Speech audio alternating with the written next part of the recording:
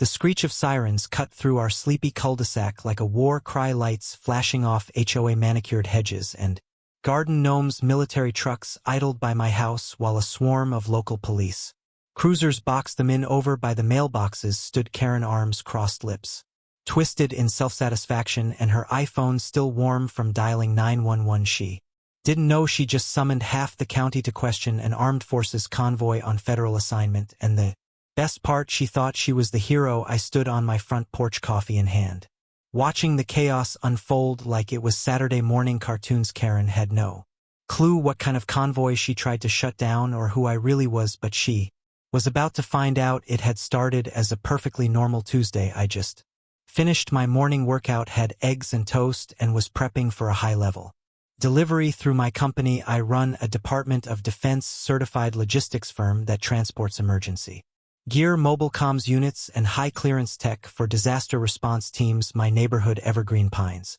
isn't exactly the ideal spot for it, but after retirement I liked the peace and proximity to my daughter's school. That peace, however, came with a loud, nosy price tag. Karen, she was the HOA vice president, self-appointed head of compliance, and the kind of woman who once reported a kid for chalk drawings on a sidewalk she didn't even own. She policed grass height with a measuring tape and kept binoculars in her window to track violations. Naturally, she had a personal vendetta against me for not joining the HOA, so when the convoy arrived, 3 military trucks, a pair of Humvees, and an unmarked SUV, Karen must have thought she'd won the suburban lottery of drama. I heard her gasp before I even saw her from my porch. I watched her scamper across the street, filming on her phone like she was the star of her own Netflix crime doc. The drivers, uniformed, calm, and all very official, were coordinating on radios while checking manifest sheet. It was clockwork precision to Karen, though it must have looked like the Red Dawn reboot. I could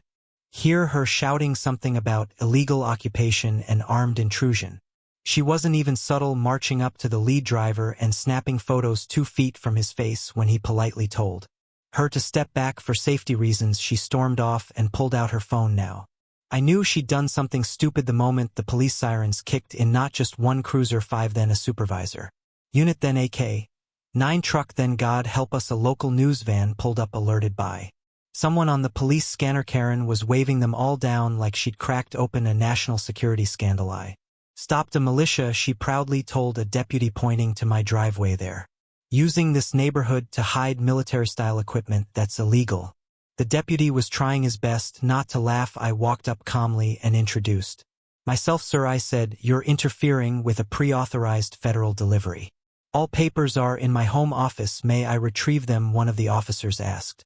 For ID, I handed over my contractor badge issued by the Department of Defense. The officer's eyes widened slightly, then narrowed at Karen. Ma'am, he said dryly, you called in a false report on a federal logistics convoy. That's obstruction. Karen blinked like she'd been slapped. But they've got guns, she stammered, and those trucks, they're transporting communications equipment and disaster response rations for FEMA-certified storage, I explained, holding up a clipboard. This is part of Operation Backstream, and I have the clearance to confirm that. Also, the menu harassed active duty National Guard personnel on duty rotation. Karen's mouth moved, but no sound came out. For once she was speechless. The deputy didn't stop there. You realize you delayed a time-sensitive mission? He asked her. This could have real consequences. She turned red, then purple. I was protecting the community, she cried. From who? I asked. The people delivering clean water filters. It didn't take long for the news crew to sniff out the real story. The reporter, a young guy with a mic and way too much gel in his hair, asked if I'd be willing to go on record. I politely declined, but Karen couldn't resist. She jumped in front of the camera like a moth to a flame. I acted because I saw something wrong, she said dramatically. This neighborhood is for families, not for military activity. Ma'am, the reporter said slowly, we're being told this was a scheduled operation that supports civilian emergency prep centers. Karen paused, trying to recover. Well, it wasn't approved by the HOA, and there it was, the golden line, not approved by the HOA. Never mind the Pentagon, FEMA, or Homeland Security. If it didn't have Karen's signature in blue ink, it didn't count. The absurdity of it made me smile. But what I didn't expect was what came next. While most of the police cleared out after verifying credentials too Military officers remained. They approached me calmly, introduced themselves as liaison observers, and asked if I wanted to escalate the situation. Escalate, I asked, confused her. Actions may have interfered with a national operation, one said, depending on how far it delayed us. She could be looking at civil fines or more. Karen overheard and immediately started screaming about her right. I didn't push it yet. Instead, I said something I knew would sting. She's just the HOA vice president. She doesn't speak for me. The convoy resumed unloading equipment, carrying crates to the side of my house. Karen, meanwhile, stood stunned, humiliated, and visibly twitching with outrage as her neighbors gathered to watch. A few whispered. One man asked if he could take a selfie with the Humvee. Another joked about starting a petition to nominate me for neighborhood MVP. For once, the crowd wasn't on her side. I thought it would end there. I thought Karen had learned her lesson, but this was Karen by sundown. She was already cooking up a plan, one that would try to twist this whole thing into a scandal. What she didn't know, though, was that she had just poked a bear far larger than a few trucks or officers. This wasn't just about a delivery. She'd interfered with an operation under federal classification. And while I didn't want revenge, the machine she tried to weaponize rules authority order was about to come crashing down on her, because the military doesn't forget, and neither do I. The sun had barely risen the next day when I heard the clatter of something shoved under my front door. A trifold letter HOA logo stamped proudly on the corner sat on my welcome mat like a threat wrapped in recycled paper. I already knew who was behind it even before I saw the signature. Karen, vice president of Evergreen Pines' HOA, with all the self-importance of a royal decree, had delivered a formal citation, accusing me of violating community standards by inviting a military presence without prior notice. I laughed out loud. Inviting a military presence? It was a federal operation. The convoy was sanctioned, scheduled, and cleared by agencies far above her petty neighborhood rules, but she was doubling down, and I knew this was just the start. The citation was worded like a war memo. It referenced community distress, unannounced military activity, and even cited an obscure clause about disruptive vehicular traffic. Karen had really done her homework, or more likely she'd stayed up all night crafting nonsense with her Google tabs open and a mug of wine at her side. The cherry on top was the demand at the bottom. I was to attend an emergency HOA meeting that evening to address concerns from the board and community members. It read less like a summons and more like a warning shot. Karen wasn't just embarrassed, she was angry. Her pride had been bruised publicly, and now she was clawing back control the only way she knew how. Through meetings, motions, and made-up mandates, I showed up to the clubhouse at 6 sharp. The room was packed, not because people were upset, but because word had spread. Everyone wanted to see what Karen would try next. Some were clutching mugs of coffee, others leaned in with popcorn.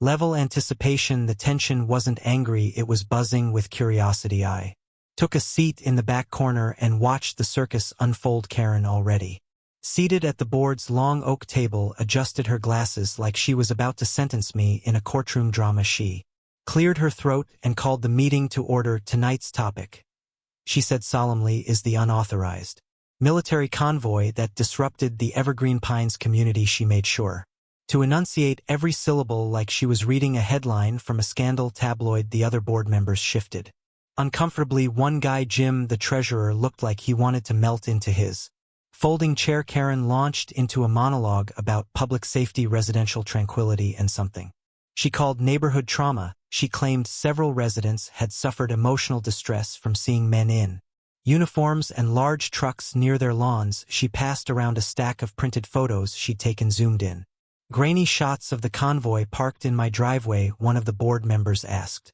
"Isn't that the same delivery that had police and a federal escort?" Karen hesitated, then said, "Yes, but no one consulted the board. That's the problem." It was at that moment I stood up. "Karen, I said you called the police on illegally sanctioned federal delivery. You reported trained service members as hostile militia, and now you want to fine me for it." She snapped back, "This is about process, Logan protocol. There are rules in this community." "No," I replied calmly, but firmly, "there are federal rules that override your garden club's power trip." A few people chuckled. Karen's face turned red. She fumbled with a binder, flipping to a page. "According to Section 4B of the Residential Disruption Policy, any prolonged presence of heavy vehicles must be approved by the board at least 72 hours in advance." Jim finally spoke up. Karen, that policy's about moving trucks, not FEMA convoys. Karen glared at him. It's the principle of the matter, someone in the back whispered loudly. The principle of being wrong. More laughter. Karen pounded the table with a pen. Enough. If Logan refuses to acknowledge the board's concerns, we will be forced to issue a community-wide violation notice and pursue disciplinary action. Disciplinary action, I said. Do you think you're the government? She stared at me coldly and said, if the government won't hold you accountable, we will. The silence that followed was thick with disbelief. It was so audacious, so delusional that no one knew how to respond. I looked around the room, then calmly walked up to the table and placed a folder in front of her. These are the signed federal authorizations, including the Department of Defense manifest. The operation was classified until completed.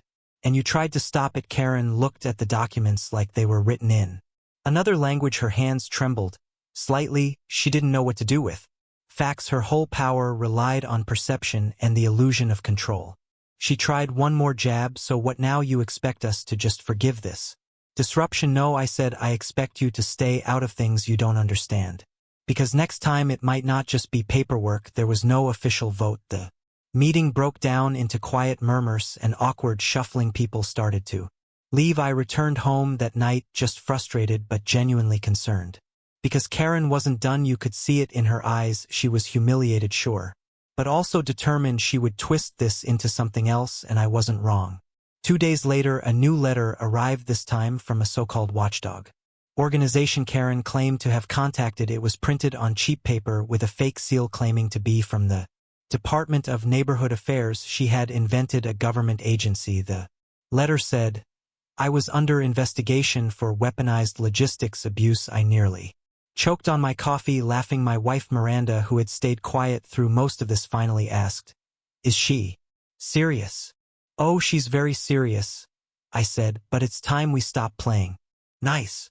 That afternoon I made a few phone calls, one to a friend at the Office of Military Logistic, another to a former colleague at Homeland Security, not to escalate but to document. I explained that a civilian HOA was actively interfering with federal transport. I didn't ask for retaliation, I just opened the door for oversight, and then I waited. Meanwhile, Karen had taken her act online.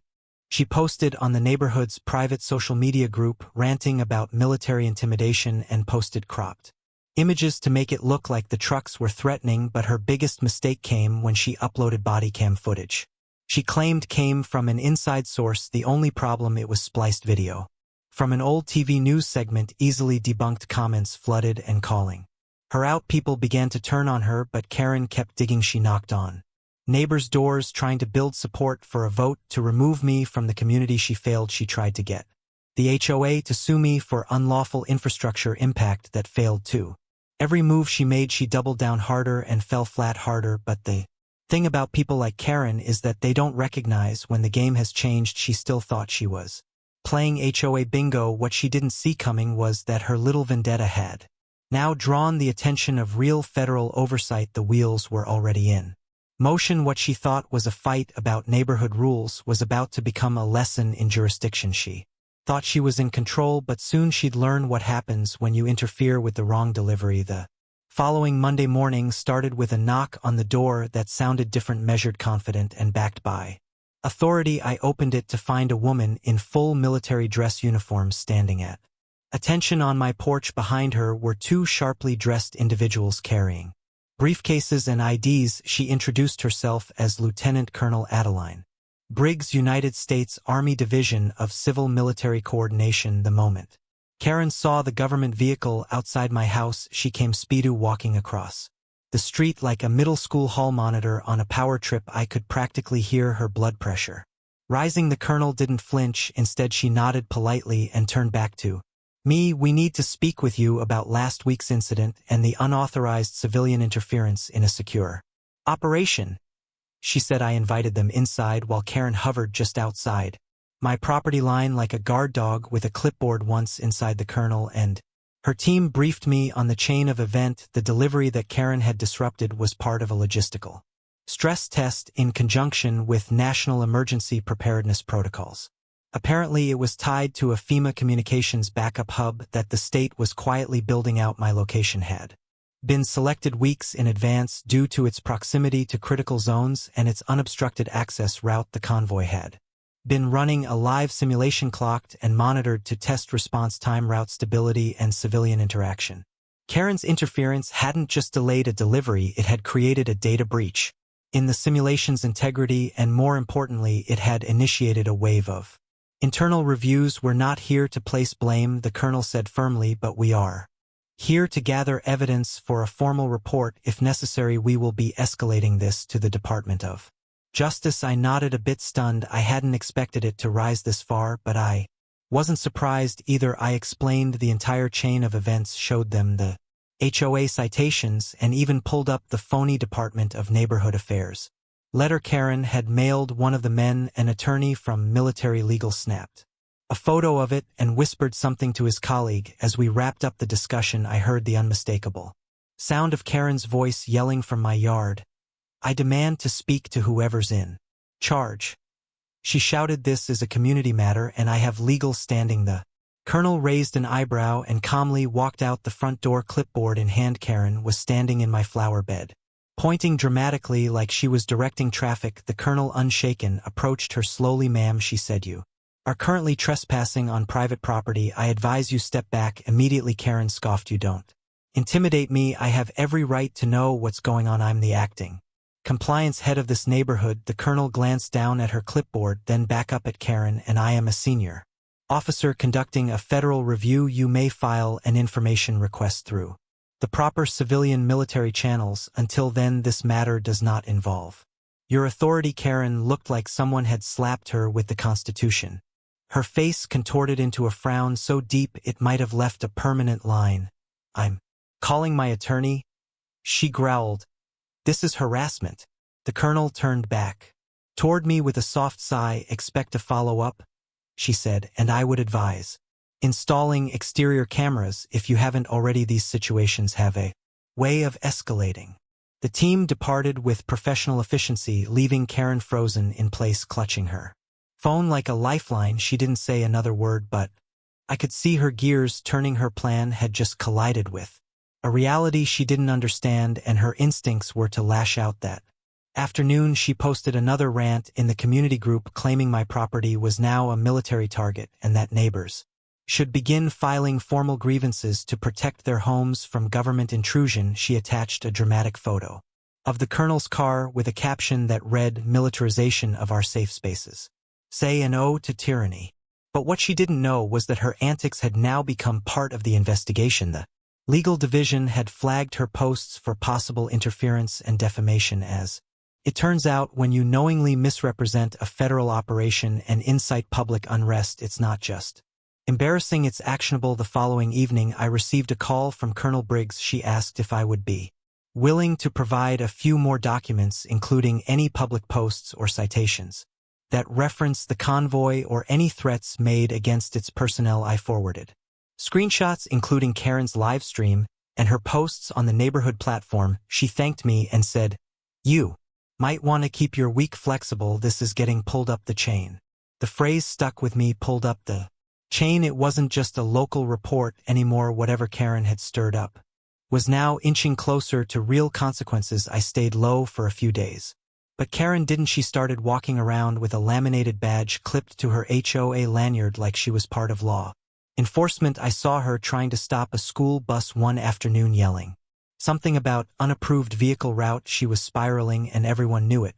But things reached a new level of absurd when she tried to present herself as an expert in military protocol at a small neighborhood meeting. One she organized herself at the clubhouse. Karen brought out a projector, a pie chart, and a manila envelope labeled proof of unlawful militarization. She had printed screenshots of Google Maps with vague shapes she claimed were camouflaged assets, and even included images of my backyard shed. She called it a possible storage bunker. When someone asked if she had any formal training, Karen said she had taken a weekend workshop on Homeland security awareness online from an unaccredited source. She even handed out pamphlets that looked like they'd been printed at a gas station. But the biggest laugh of the night came when she tried to explain the Geneva Conventions to a retired Navy officer who lived 2 blocks away. He didn't say a word. He just stood up, saluted the room, and walked out shaking his head. After that the audience thinned out quickly, leaving Karen surrounded by folding chairs and disappointment. I could have laughed it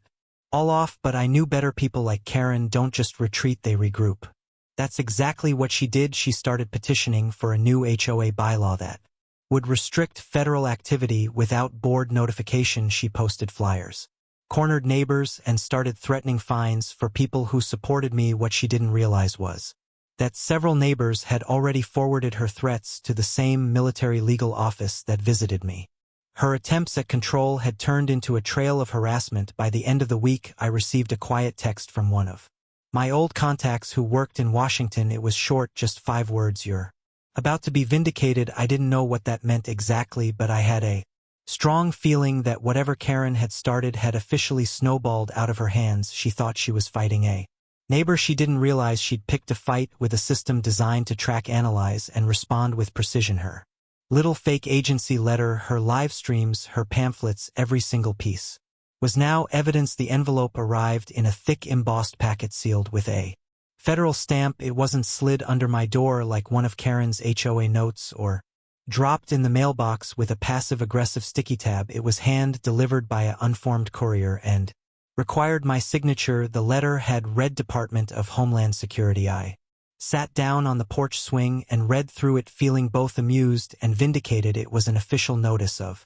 review regarding civilian interference in federally protected operations, citing specific incidents within Evergreen Pines. The notice stated that the department was launching a community-level review to investigate disruptions and violations of national preparedness protocols. I didn't even have to guess who the primary subject of interest was. Karen's name appeared in a separate attachment titled "Reported Civilian Actors." Word traveled faster than fire through dry grass. That afternoon neighbors started getting letters too, though theirs were more general, notifying them that DHS would be temporarily conducting a community readiness assessment as part of a broader initiative. No names were listed, but the buzz around who triggered it was loud and unanimous. Some thought it was a drill, others thought a national emergency was coming. Karen, of course, took it personally and tried to spin it like she was the one who called in the oversight. I overheard her outside bragging to someone over the phone that she forced Homeland Security's hand and was going to clean up the neighborhood.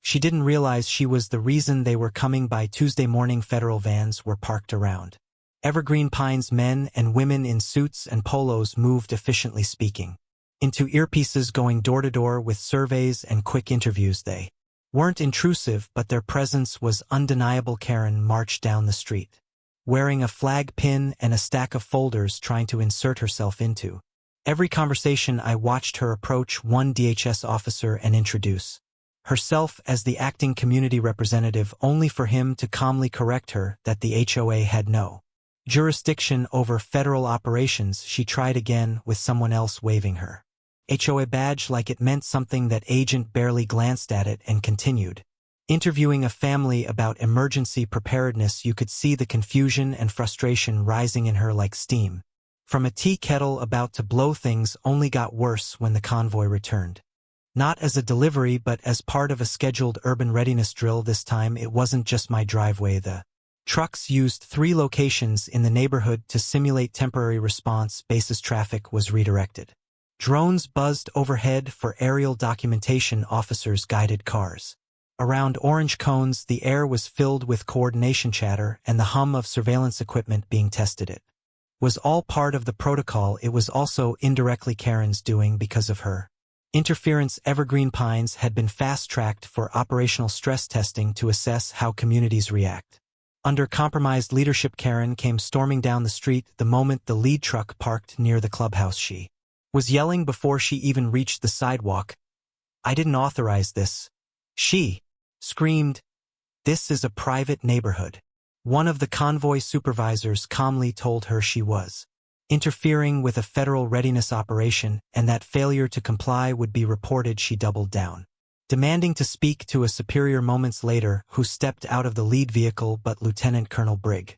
Karen froze, her mouth hanging open as the colonel approached, this time with a full document folder and a prepared statement. "Ms. Hardrove," Briggs said, formal and steady as previously advised. Your continued interference has been documented and reviewed by multiple departments. This site has been selected as a critical checkpoint in a readiness assessment. Your authorization is neither required nor valid. Karen stammered something about private land and community jurisdiction, to which the colonel handed her a signed warrant granting temporary federal access to the area under the Stafford Act. Karen looked at the seal and signature, her face draining of color. This can't be legal, she muttered, backing away. It's not only legal, said Briggs, it's binding, and I'd suggest you keep a respectful distance unless you want to be detained. It was like watching a balloon deflate. Karen turned and walked away, briskly muttering to herself. The neighbors stood watching from porches and sidewalks, silent but wide-eyed. Many of them started whispering and texting, some taking discreet photos. Karen had gone from local tyrant to national embarrassment in record time. By the afternoon, a news crew arrived, this time sent by a regional affiliate. Tipped off by the increased federal presence, a reporter began shooting footage near the entrance to the neighborhood. When asked for a comment, Karen predictably inserted herself into the shot, claiming that she had been the whistleblower who alerted authorities. She said she was working tirelessly to ensure Evergreen Pines didn't become a militarized zone. What she didn't know was that the news crew had already received a briefing packet from DHS which contradicted her entire narrative. Moments after her interview, they aired a summary on social media that painted a very different picture. Local HOA leader under review for obstructing federal operations. The comments section exploded. Her own neighbors began resharing the clip with laughing emojis. That evening, the neighborhood Facebook group turned into a war zone. Screenshots of Karen's bogus letter from the Department of Neighborhood Affairs were posted by a neighbor who had been quietly collecting evidence. Someone else uploaded her rant about Geneva Conventions from the clubhouse meeting. A few veterans in the community publicly denounced her behavior, reminding everyone how dangerous it was to spread misinformation about active duty personnel. One post read, "She embarrassed the entire neighborhood and now we're on a list because of it." The final blow came when a formal audit of the HOA board's conduct was announced due to multiple complaints and reports of misuse of power. Evergreen Pines' HOA was being reviewed for possible mismanagement and abuse of position. A separate letter went out informing residents that the board's activities would be temporarily frozen pending the outcome. Karen's kingdom was collapsing, and it was happening in slow motion for everyone to see. I sat on my back porch with a glass of iced tea, watching the sun dip below the rooftops while a couple of National Guard vehicles passed quietly along the street. The same neighbors who once feared retaliation from Karen now waved at the soldiers, asked questions about their gear, and offered bottled water. Kids were even taking photos with the convoy crew. The fear was gone. In its place was a sense of grounded reality, something that had been missing under Karen's iron-fisted interpretation of control. That night I got a text from one of the legal officers who had visited with Brig. It was a single sentence: expect board shake-up soon. I didn't need more detail. Karen was about to face the consequences.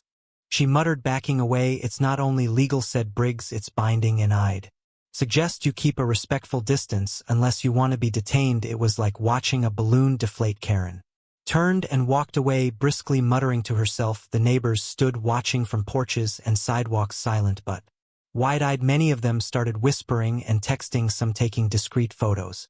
Karen had gone from local tyrant to national embarrassment in record time. By the afternoon, a news crew arrived, this time sent by a regional affiliate. Tipped off by the increased federal presence, a reporter began shooting footage near the entrance to the neighborhood. When asked for a comment, Karen predictably inserted herself into the shot, claiming that she had been the whistleblower who alerted authorities. She said she was working tirelessly to ensure Evergreen Pines didn't become a militarized zone. What she didn't know was that the news crew had already received a briefing packet from DHS which contradicted her entire narrative. Moments after her interview, they aired a summary on social media that painted a very different picture.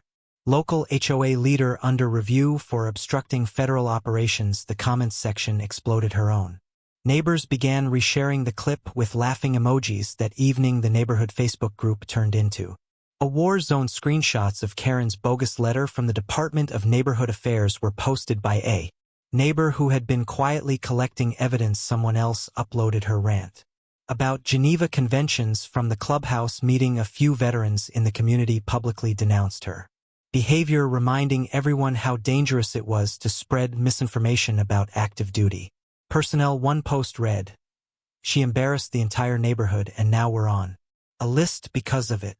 The final blow came when a formal audit of the HOA board's conduct was announced due to multiple complaints and reports of misuse of power. Evergreen Pines' HOA was being reviewed for possible mismanagement and abuse of position. A separate letter went out informing residents that the board's activities would be temporarily frozen pending the outcome. Karen's kingdom was collapsing, and it was happening in slow motion for everyone to see. I sat on my back porch with a glass of iced tea, watching the sun dip below the rooftops while a couple of National Guard vehicles passed quietly along the street. The same neighbors who once feared retaliation from Karen now waved at the soldiers, asked questions about their gear, and offered bottled water. Kids were even taking photos with the convoy crew. The fear was gone. In its place was a sense of grounded reality, something that had been missing under Karen's iron-fisted interpretation of control. That night I got a text from one of the legal officers who had visited with Brig. It was a single sentence: "Expect board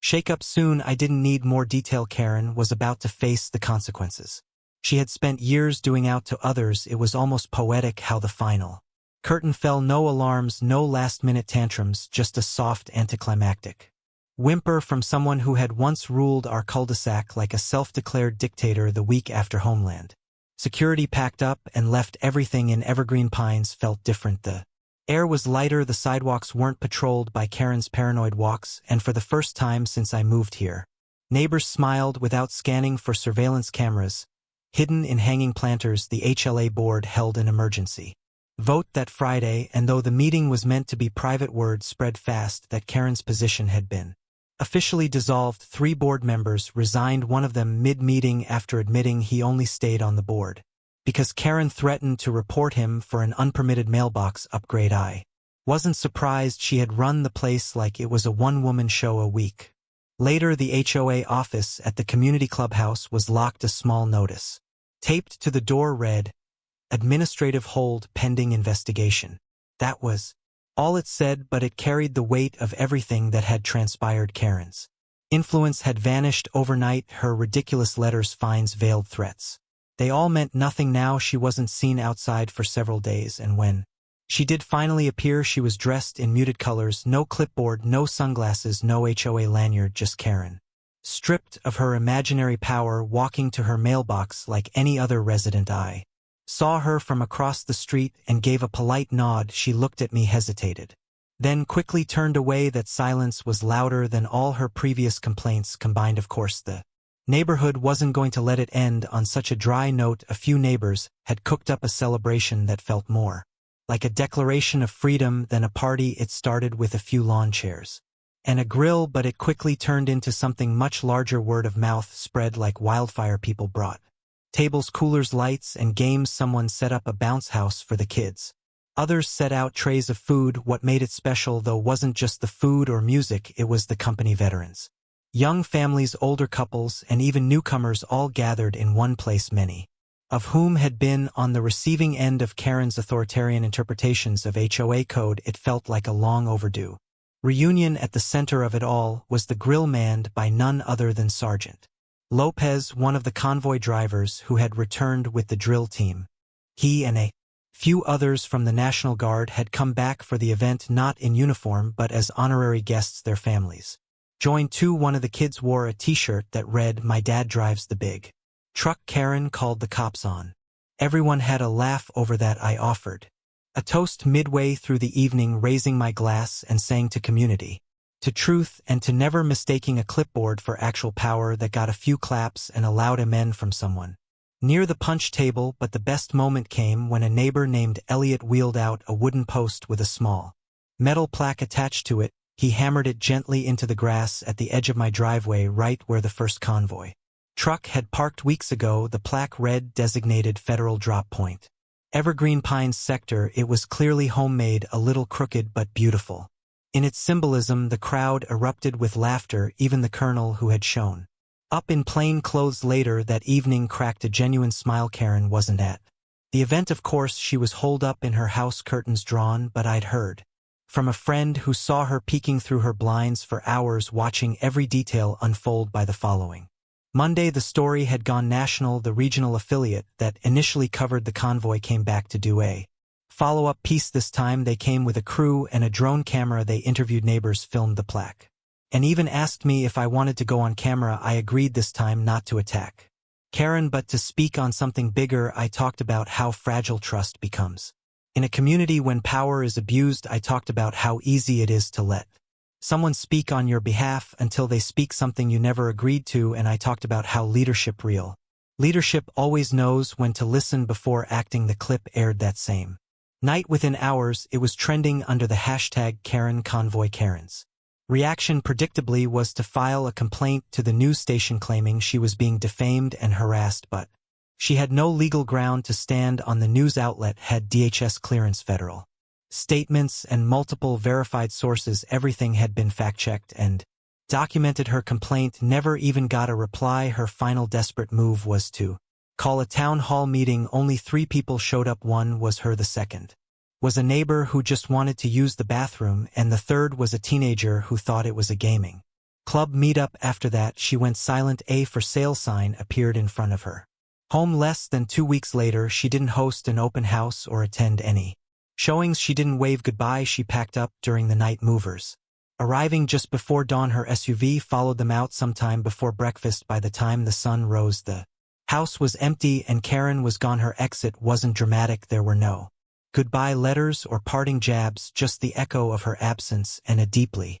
satisfying stillness left in her wake. A few of us gathered in front of her former property. The next day, someone brought bagels. Another neighbor, always the comedian, suggested we hold a mock ribbon cutting for the newly freed zone. We all laughed, and in that laughter you could hear something else. Relief that the petty self-serving rulebook Karen lived by was finally closed. Not torn or burned, just irrelevant. I didn't seek out this drama. I never wanted a public showdown, viral clips, or board audit. I wanted peace, a home, and the ability to do my job without being treated like a criminal for serving the very country Karen pretended to understand. But I also wasn't going to sit back and let someone weaponize rules to control others. That's not how real communities work. That's not how real leadership operates today. Evergreen Pines is back to being what it always could have been. The HLA board was rebuilt with new members, volunteers who focused more on neighborhood cleanups and event planning than citation quotas. The new president is a retired teacher who spends her days planting flowers along the walking trail. We even got a community bulletin board where residents post everything from lost pets to bake sale flyers. No laminated threats, no clipboard tyrants, just neighbors looking out for each other. Every now and then someone walks by my driveway and chuckles at the plaque. Some ask if it's real. I just smile and say, real enough. Because for all the madness, that little sign stands as proof that you can't bully your way into power and expect it to last. Eventually truth rolls in like a convoy, big wheels and all, and when it does, it's got paperwork, purpose, and the kind of authority no HOA badge can outshine.